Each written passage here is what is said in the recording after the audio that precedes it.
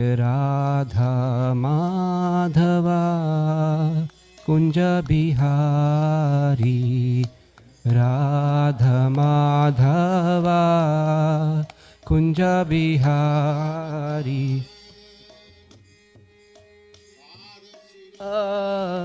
गिरिवरधारी।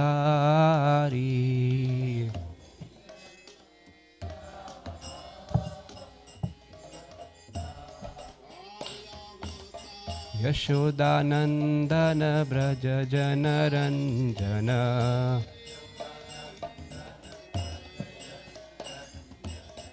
जमुना तीरावनचारी,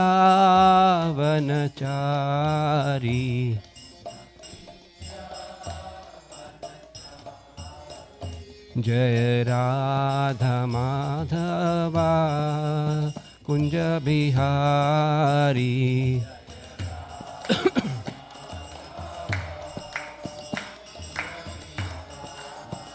जय गोपी जन वल्लभा गिरिवरधारी,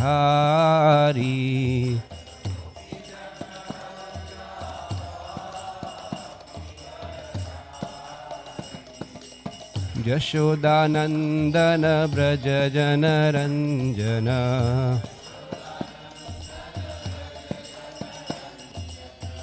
जमुना तीरावनचारी,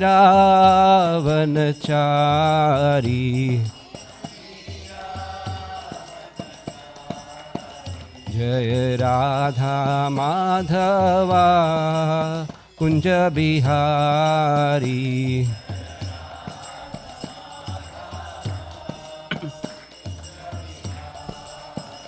हरे कृष्णा कृष्णा कृष्णा हरे हरे, हरे राम राम राम हरे हरे।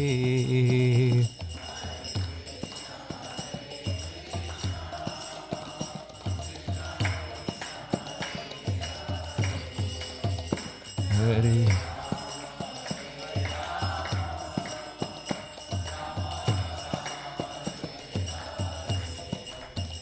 हरे कृष्णा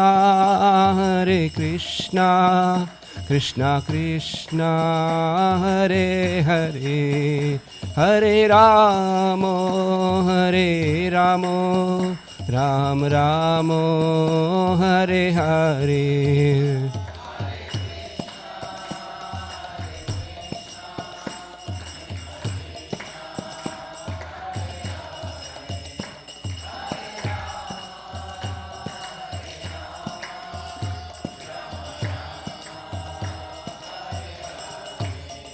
जय राधा कालचंजी, राधा कालचंजी श्री राधे।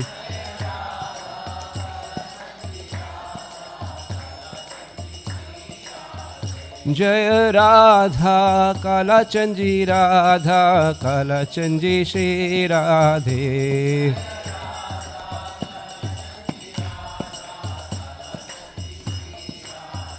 जय जगन्नाथ जय बलदेव, जय सुभद्रा माई जय सुदर्शना।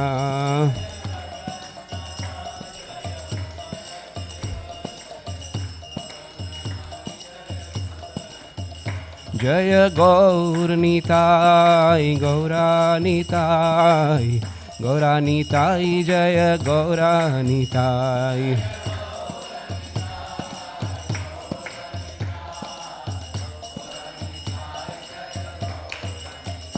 जय जय प्रभुपाद प्रभुपाद प्रभुपाद, जय जय Prabhupada.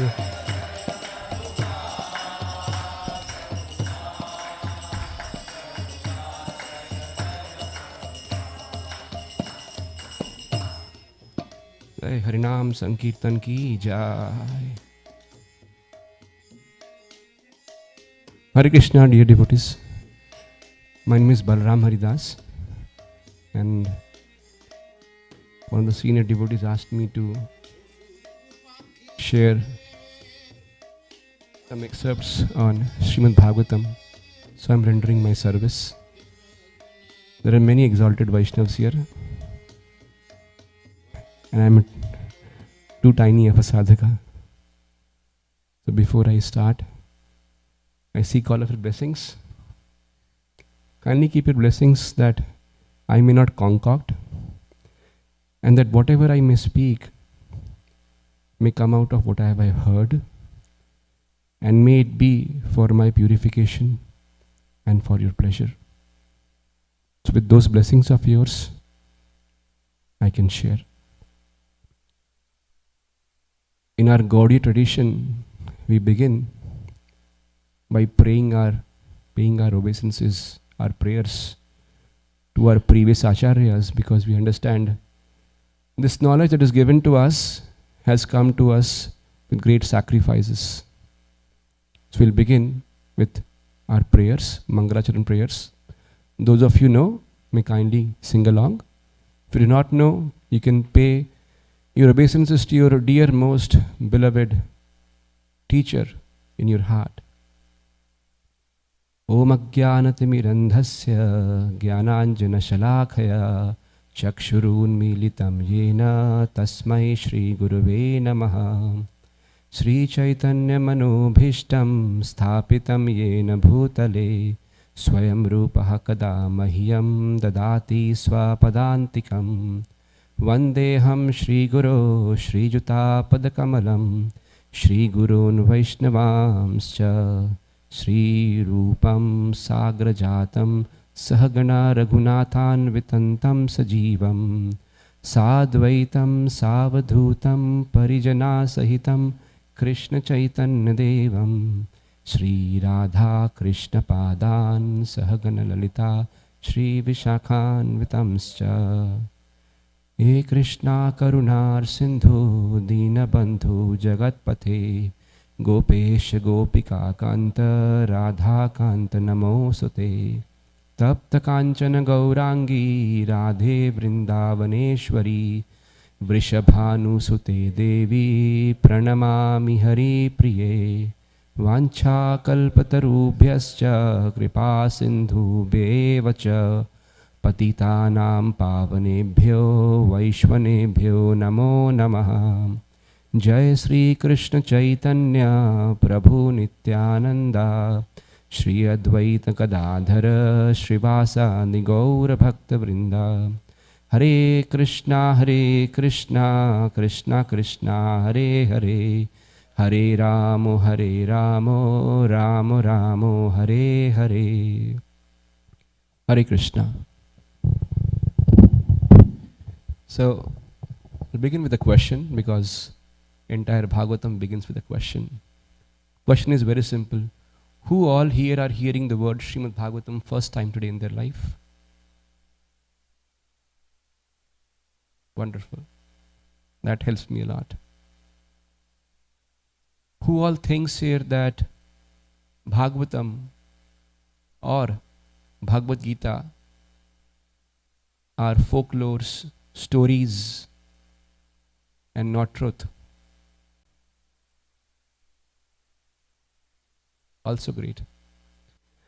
In our daily lives, we come across many people who have perhaps sometimes thought that these stories might be true. We have heard these in Panchatantra, we have heard this in many other forms. But the conviction is not there that Bhagavatam was really spoken, or that the stories in Bhagavatam are real. They were not concocted, they were not told to put someone to sleep or to give a class to someone. I found few references, and I'll start today's class. Why I picked this? Because when I was in my 6th grade, I had an English book called Stories of Mythology. Growing up in India, we were taught stories of mythology. And there I read first time the story of the churning of the milk ocean. I did not know what the word myth means, didn't realize what is mythology, studied the chapter, gave the test, passed. No lesson learned. That's why I started with this topic, busting the myths. Why? Because before we put faith in Bhagavatam, we all have questions. Real, unreal. Today, the word is of GenAI. We are testing it every way. Is real? Will it give correct answers or not? So we all have our fears. Is Bhagavatam correct? So having read some parts of Bhagavatam, I found that yes, it is correct. Although it was written down little over 5,000 years ago, the conversations here are much older. I'll begin with few. Any scientists here? Thank you. Becomes difficult to defend in front of them. Space-time continuum. Anyone knows that word? Space-time continuum talks about space and time coexisting. Anyone thought about that? I'll show you a reference. And why I'm showing reference? Because it is not mine. This is third canto of Bhagavatam. This is Kapila Dev speaking to his mother Devahuti. And their description comes. Atomic time is measured according to covering particle atomic space. Direct correlation. Time and space correlation. Starts with that. This entire chapter, if you read, it will tell you what is one atom, what is a hexaatom, there's Sanskrit word for that, what happens when two atoms come together, what is a truti, what is a danda. Everyone who got married here must have heard the word muhurta at least. What is a muhurta? Entire description of that is given here, which scientists today study as space-time continuum. Why I bring it up? To prove that our Shastra is not a man-made story. Just one example. Then I'll go back. Many more actually. Any doctors here? Wonderful. You see, Bhagavatam, Kapila Dev is talking to his mother. He's talking about how a soul takes birth. Entire description is given. What happens first night, second night, third night, fourth night, 10th night, 1 month, 2 month, 3 month. Today, the would-be mother goes for a sonogram, 5th month, 6th month, to find out what is my child, girl or a boy. Bhagavatam told this millions years ago. End of 5th month, the child, you can find out what is child, girl or boy. So if ever we have had doubts that is Bhagavatam real or is someone selling stories to me, we have direct proof from Bhagavatam that this is not fake, it's not fictitious. It's not a Cinderella story that is only in Disneyland. It is our history. History that is fact, which is old.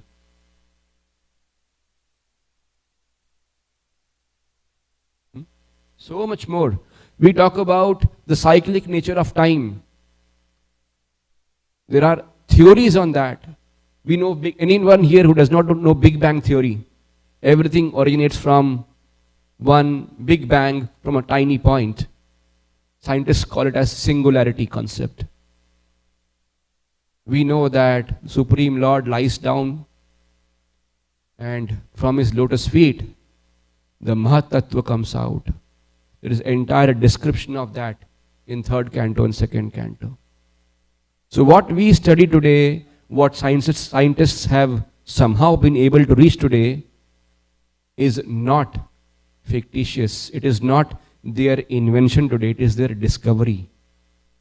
The inventor is far beyond this universe, the Supreme Lord. So that's why I kept this slide, so that if there were any scientists in the room, I can defend. I have a great scientist friend. I can't defend to him. He puts lots of questions. So I came with a scientist slide. We'll go further.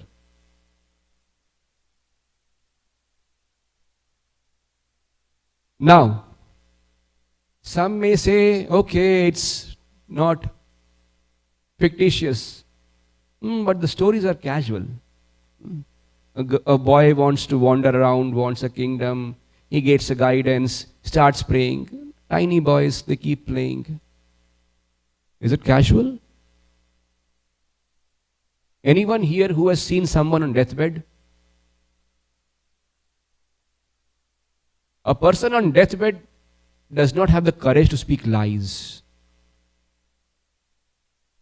They can't. Fear. This conversation starts with an inquiry between one king, Maharaj Parikshit, and Sukhdev Goswami, and directly questions. This is an excerpt. Please, after proper deliberation, tell me of unalloyed duty of everyone in all circumstances. It's a heavy topic, it's a grave topic. It is not a casual talk. Hey, what happened? What did you do? What happened to your car, stocks, house? No. He's in a grave danger. That's when this question is coming. And the one who penned down all these stories from history, what is he doing? He has been penning down stories after stories after stories. Devi Puran, this Puran, that Puran, this Upanishad, that Aranyak. He has written several of those. Who is that? Krishna Dvaipayana Vyasdev. After writing all of those, today authors are satisfied with one book, two book, three book. He has written numerous books, all that we can hear of, all that we haven't even heard of. He, after all of that, is still unsatisfied. So there comes instruction from his spiritual master Narad Muni. And Narad Muni tells him, it's a direct excerpt, please therefore describe the Almighty Lord's activities which you have learned by your vast knowledge of Vedas, for that will satisfy hankerings of great learned men. He is mentioning this Bhagavatam is not a casual joke that I just pick up a book like Harry Potter, read few pages, I am done for the day. No. Prabhupada mentioned these books are to be read scrutinizingly. Every word has a meaning to convey. Sleeping 2 hours a day for several years, carrying a trunk on his head with 3 sets of Bhagavatam, one man 70 years old travels in a cargo ship wearing 2 heart attacks. That is not a casual thing.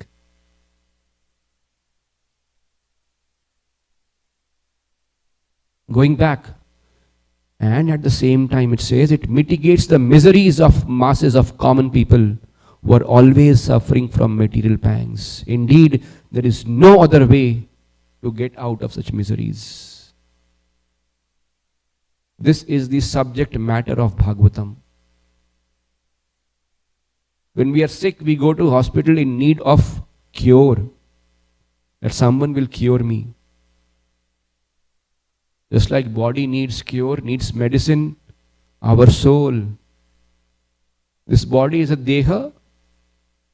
Inside the body, in this deha is a dehi, the one who is sitting there. That dehi also needs medicine. This Bhagavatam is that medicine. So just to clarify, Bhagavatam is not casual.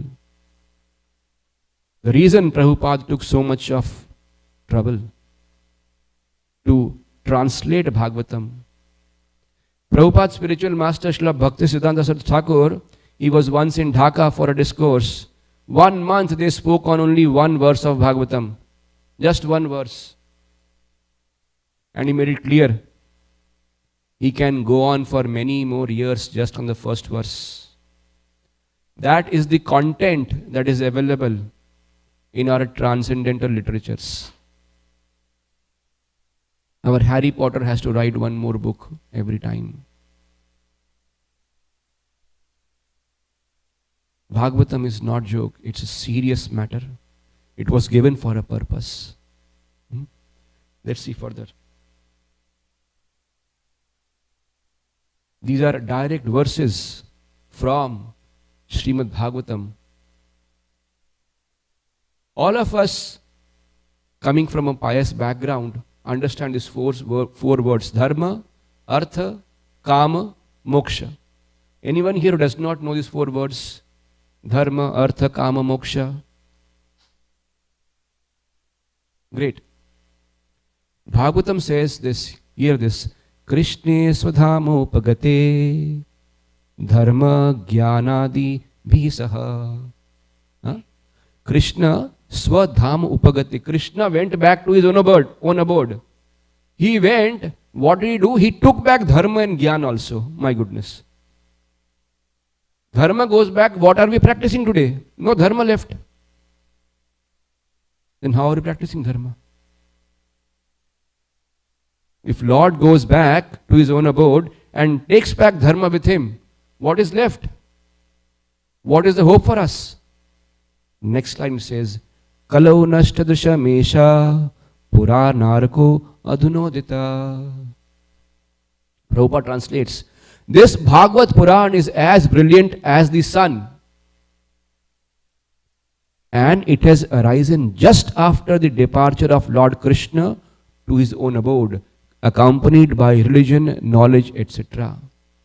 So what? Persons who have lost their vision due to dense darkness of ignorance in the age of Kali shall get light from this Puran. Anyone here who does not need light in darkness to see things? That will be awesome. I already have 2 defects. We all need light when we have to see in darkness. And this age of Kali is full of that. Confusion, hypocrisy, lies, disturbance. If not external, internal, fully exists. That's why we begin with Om Ajnana Timirandhasya, Timir Andhasya. In the great darkness, our spiritual master shows us with the torch of knowledge what is real and what is unreal. Bhagavat is that book that gives us what is real, what is unreal. Everyone so far with me? Not sleeping, right? Eyes open, sleeping? No. Okay, I do. So this is Srimad Bhagavatam. It is describing what has happened after Lord has went and what did Lord leave for us. We'll see further. Who knows here Gokarna? It's a place in Karnataka. Some days back it was in news. One lady was hiding there. Gokarna came up in news again. They had to go and rescue the lady and bring her back to her family. But Gokarna is not just a place. Gokarna is a person also. Anyone here who knows Atmadev? Atma we know, but Atmadev?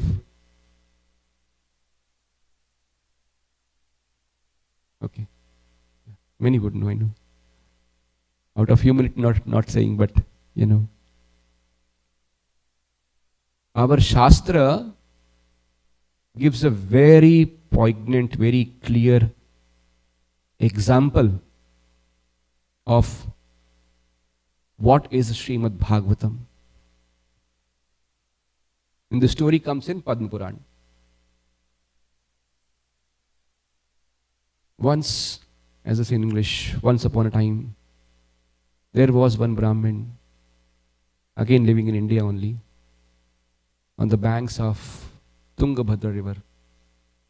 Pious person. He had one wife, Dunduli. They had no kids. And the Brahman desperately wanted a child. I want. Long time, no child. He approaches a sage asking for, give me a son. The sage understands that it is not in your karma. Don't aim for this. Gives many examples also. But Atmadev has a difficulty in understanding because he is going there with a closed eye. I want this. Please give me this. We also come to Lord. Lord, please give me this job only. High paying job. I'll be very happy. 2 months after getting the job, the stress is double. We again come back to Lord. Lord, too much of stress. Please change this. Now we confuse the Lord. 2 months back you asked me for this job. Now you are changing your statement. The sage understood this. But Atmadev had difficulty. No, I want this. Anyhow, he was given a fruit, saying, you give this fruit to your wife will bear a child who will be very great for the entire mankind. See, earlier when people wanted kids, it was not that I will bear a kid for me. The thought process was, let me bear a child who will be of great help, of service to society, of mankind. So he wanted that. A great noble thought. He goes back home, tells his wife Dunduli, see, I got this, now we'll become parents. Now Dunduli is opposite in character. She does not want child. Why? Too much of pain. All mothers here know what child bearing pain means. Firstly, 9 months of bearing child, then delivering child, then raising the child. No fun. And then she had her misconceptions. If I become mother, I'll become fat, I'll not look good, all of that. So she had a very nice sister, very helpful. Her sister told her, don't worry. See, I have just conceived, I'll give you my child. You just give me some money. Anyhow, I need money. Wonderful. So what will happen to this fruit? Throw it. Cows anyhow eat fruits. Okay. Done deal. Dunduli throws the fruit to the cow in her home. Brahmins, they have cows. Her sister begets child, makes some acting that my child passed away and all that stuff. Gives this child to Dunduli. Dunduli is set. Or everything done. She comes and tells her husband, this is my son. Dundukari. Dunduli's son, Dundukari. Now the cow who had the fruit has to get the fruit of the fruit. The cow gets a child. Now the potency of the fruit was it will be a human child. So cow gives birth to a child which looks like a human but with a problem. The ears are that of a calf who is named as Gokarna. That's why we have Gokarna. Now the Brahman who is Atmadev, he is seeing both Dundukari and Gokarna grow up. And every time he sees them, he thinks, how come Dundukari is my son, whereas it seems Gokarna should have been my son. Dundukari is not mischievous, that's a good word. He is dangerous. All dangerous things, he likes those. Plundering people, womanizer, meat eater, alcoholic addict. He is perfect in all of those. Gokarna is a sadhu. And in due course, this Dundukari, he sends his father out. Hey, shoos him away. And now father is in trouble. He asks Gokarna, see, it seems you should have been my son. And Gokarna is sadhu, a Brahman. He says, see, first mistake you did is, you went to the sadhu with closed ears. You should not have asked for, give me a son, when it was not in your karma. You did that. Now, it's better you go to the forest and you spend your life in the forest chanting names of Lord. Well, better late than never. He understands, leaves. So next target of Dhundhukari is mother. He gives all torture to his mother. And after a while, the mother commits suicide. That, see, I told a lie to my husband, pretended, gave money for this child, raised him, and now I am in need, he is throwing me away. This is the fate of Dhundhuli. Chalo, suicide done. Dhundhukari will not do any rituals. He is busy with 5 different women, eating, drinking, plundering. So Gokarna, he goes, performs a ritual, starts the ceremony. When he comes back, he gets a nice surprise. He went to perform Shraddha of his mother, comes back and hears his brother also gone, Dhundhukari. What happened? No, what happened is, these 5 women with whom he was living, they found out that this guy is only plundering, robbing. Tomorrow, the municipal or the king comes to know, then we will be in trouble. So they kill him, that we don't want to be in trouble. Dhundhukari, gone. Gokarna again goes for Shraddha. Performs Shraddha for his brother Dhundhukari, comes back. But this time when he is back, he is seeing all strange things. He is seeing a shadow when it should not be. He is seeing pots moving when it should not. He understands, some ghost is there. Now, in that age, it was easier to call ghosts than today. He talks to the ghost. What's the matter? The ghost also, being in need, tells that, I am same Dhundhukari. Although he performed Shraddha, but you know what all I have done. So, my fate is this. Please help me. Help me, I am desperate to seek help. Dhundhukari, so this Gokarna, what he does, he prays to sun god. Everyone knows here, sun god bestows good health, long life. Our karma kana teaches that. So Gokarna, he prays to the sun god that, please tell me, my dear sun god, what is to be done? The sun god gives him a trick, saying, this is a for sure thing to work. Do this and your brother will be saved. Wonderful. How long would it take? It will take only 7 days, 7 nights, not a long process. Today it seems very long, 7 days. That time people were more patient. So he performs some ceremony for 7 days, 7 nights, calls all the villagers. Now the point was, Dhundhukari, the ghost, should also participate. She is put in a bamboo stick. Hey, you stay here.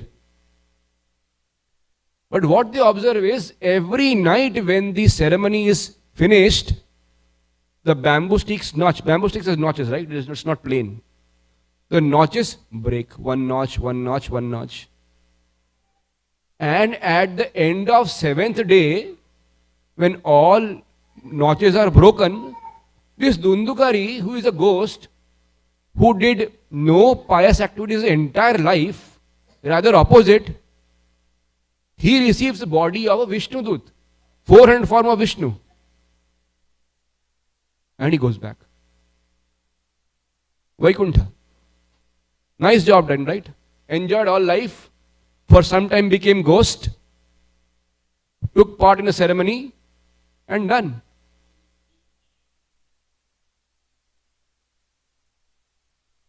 Here Gokarna is sitting. Baba, I did the ceremony. I asked sun god,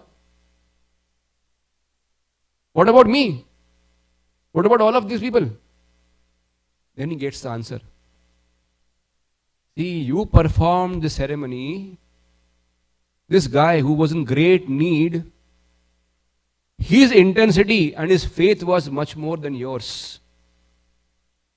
In the ceremony, what was ceremony?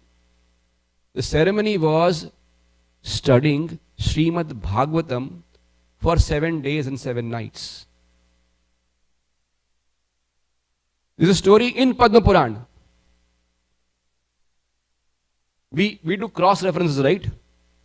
Maybe Bhagavatam is written by Vyasdev, self-glorification, he has to sell his books.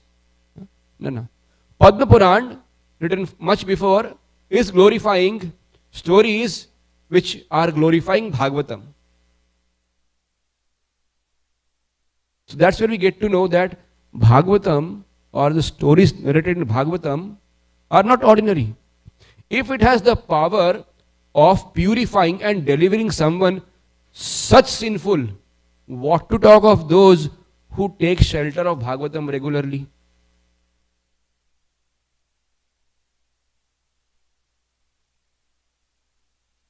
In this first canto of Bhagavatam, this verse comes.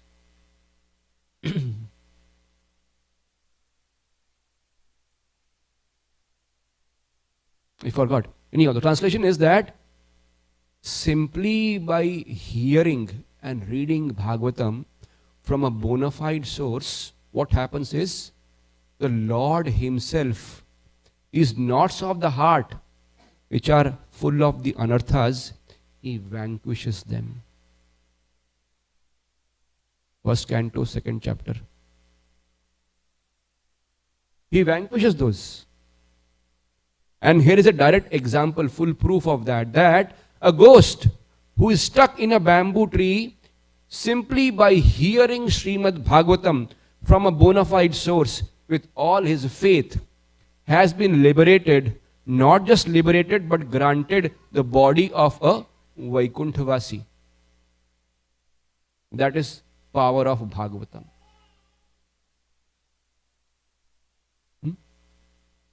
Let's go further. This Bhagavatam, what is it? The end of Bhagavatam, the 12th, the Bhagavatam is in 12 volumes. Right here. The very end in Bhagavatam, it describes this. What is Bhagavatam? It says, Tadeva ramyam ruchiram navam navam Tadeva shashvat manaso mahotsavam Tadeva shokarnava shoshanam nrinam Yad uttama shloka yashonugiyate. This word yashonugiyate reminds me. Shri Rupa Goswami writes in Padyavali, Aho aho bhir nakalir viduyate sudha sudhara madhuram pade pade dine dine chandana chandra shitalam yasho yashoda tanayasya giyate. He says there that the only thing that can deliver us in the scorching sun is singing the glories of Yashoda's Tanaya, son of Mother Yashoda. So this word Yasho Anugiyate reminded me of that. This Bhagavatam is nothing else. It says those words describing glories of all famous personality of Godhead are attractive, relishable, and ever fresh. How many of us here have iPhones or Samsungs? How many of us buy it every few years? How many of us feel that the phone remains attractive after a couple of days of exploration?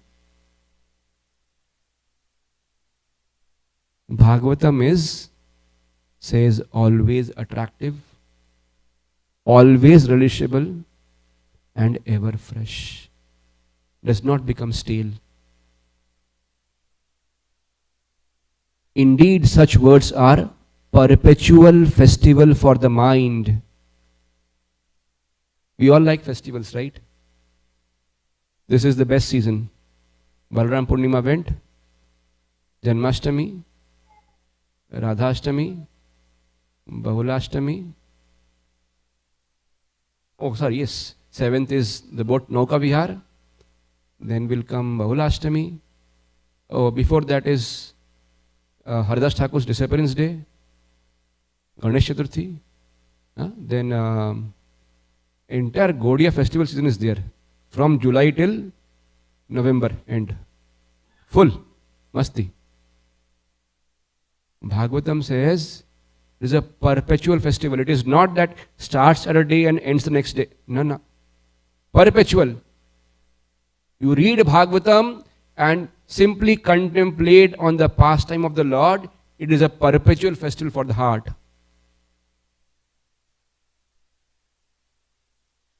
And one thing everyone will agree here. What is Arnav? Anyone named Arnav here? Okay. Means ocean. Shokarnav. Anyone who knows what is Shokarnav has been part of it? I am part of it every day. Bhagavatam says, Tadeva Shokarnava Shoshanam Rinam. We say the soul cannot be dried by air. Na shoshati marutaha. Shoshan. It does not, it dries up. Vanquishes this ocean of misery. Kali Yuga is famous for this one thing. It is ocean of misery. Full. From beginning till end. Wherever we see, ocean of misery. This Bhagavatam has all possibilities, all capacity to dry it up and provide us nectar that is ever fresh, no expiry date. Several stories have happened. People have got the books of Prabhupada, they did not read it. Generations later, people have picked it up and found it so amazing. So no expiry date.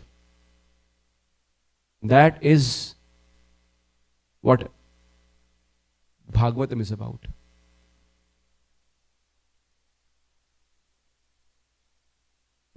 Then it says, very end, what does it says? Srimad Bhagavatam Puranam Amalam Yad Vaishnavanam Priyam. It is spotless Puran, not literally. Spotless means Bhagavatam does not speak about getting good health, getting good wife, getting good children, getting good job. No, that is not Bhagavatam's business at all. That has been already given by Vyasadeva in several more Purans, Upanishad, Aranyaks, several places. Bhagavad Puran is only for one purpose. It firstly rejects completely any other dharma. Dharma projito kaitava atra parama nirmatsaranam satam. It does not entertain any other business except simple loving service for Lord Sri Hari. Why? Because it has everything that one can think of. Anything and everything is there in service to Lord Sri Hari. That is the business of Bhagavatam. That's why Prabhupada spent so many sleepless nights for years. Not due to insomnia, not for that. For a purpose. To serve his spiritual master. His spiritual master said, you can speak in English, take this language to the English speaking population. He took it to his heart. A very well settled chemist by profession, having a great family, a great lineage. He gave up all of that for one purpose. Let the mankind be benefited by studying this Amala Puran. That's why it's spotless. The Bhagavatam reveals the meaning of becoming free from all material work, not to be lazy. Free from material work is not for becoming lazy and enjoying. freed from material work is to somehow, put ourselves at the lotus feet of Lord for service every moment. It has no other business. And it teaches us transcendental knowledge, renunciation, devotion. It says, one who properly hears and chants it with devotion becomes completely liberated. That is the benediction of Bhagavatam.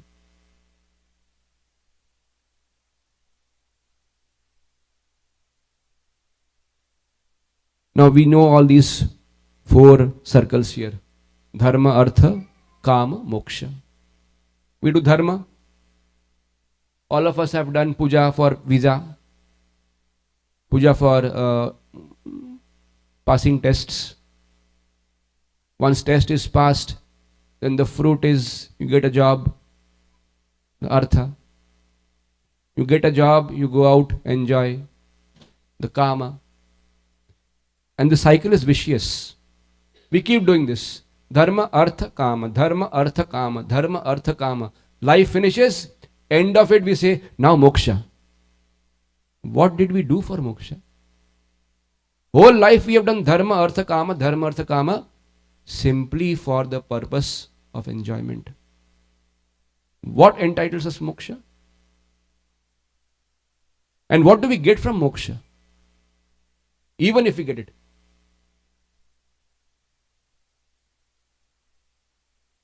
Lord Chaitanya Mahaprabhu, he mentions this in Chaitanya Charitamrita. He says, Panchama Purushartha Shai Prema Mahadhan Krishnera Madhurjarash Karai Ashadan. He says, love of God is so exalted that it is considered to be the fifth goal of human life. I'll give you an option. You take your most favorite food or sweet or ice cream or whatever you like. Now I'll have two options. One golden plate, perfect plate, full of gold, not gold plated, made of gold, thrown at you. And one paper plate brought to you with love. Which one will you take? Who will lose self-dignity and pick up the plate of gold? Love is much more dear than a plate of gold. That is what our Shastra teaches us, Bhagavatam. Love of God is far more superior than simply hankering on Dharma, Artha, Kama, Moksha. That is the message of Bhagavatam from first verse till the end. That let us hanker, strive for this love for Supreme Lord Sri Hari. And as we read, that when Krishna goes back to his own abode, that time he comes as Srimad Bhagavatam. That is the potency, that is the glory of Srimad Bhagavatam. So, having heard so much about Bhagavatam, let's see. You sent me something, Prabhu? Sure.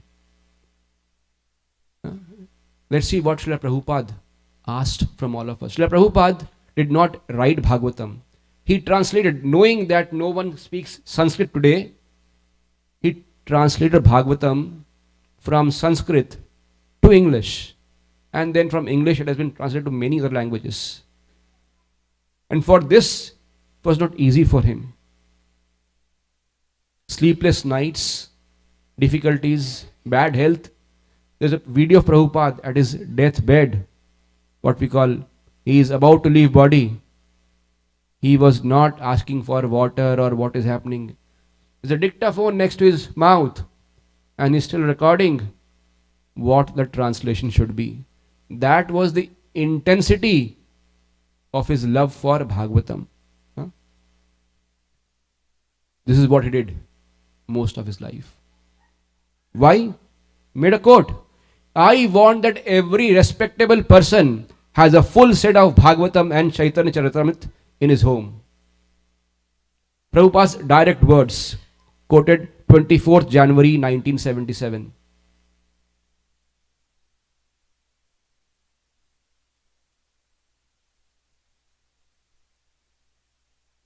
So we all have an opportunity.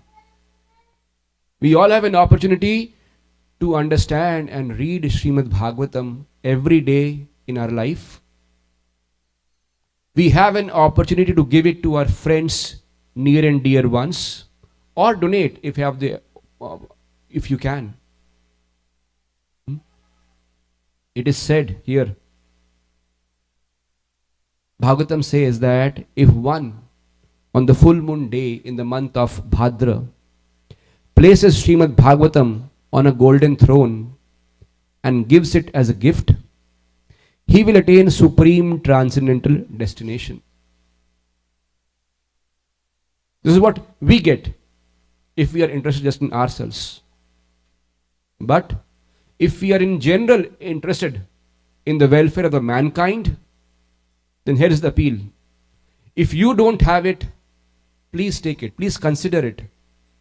It is not something that once read will be stale. You read it every day, time and again. If you have it and you have the possibility of offering to someone else as a gift, please do it. And if you cannot, either of these, please spread the word that this option is available for everyone. Srimad Bhagavatam bestows all bliss and auspiciousness, not physically, but it helps us take the shelter of lotus feet of Lord Sri Hari. So, Bhadra Purnima is on 7th of September this year, and temple has lots of Bhagavatam sets in different languages. So, I really appeal to you all with my folded hands. If you don't have Bhagavatam for yourself, please consider bringing Bhagavatam to your home, offer it worship, and read it every day. When we read, it gives newer tastes every day. I'm not lying, it does. Just with my little experience, I can say that it saves us at the moment of greatest misery. It helps us take shelter of lotus feet of Lord Sri Hari. So kindly consider this appeal. Hare Krishna.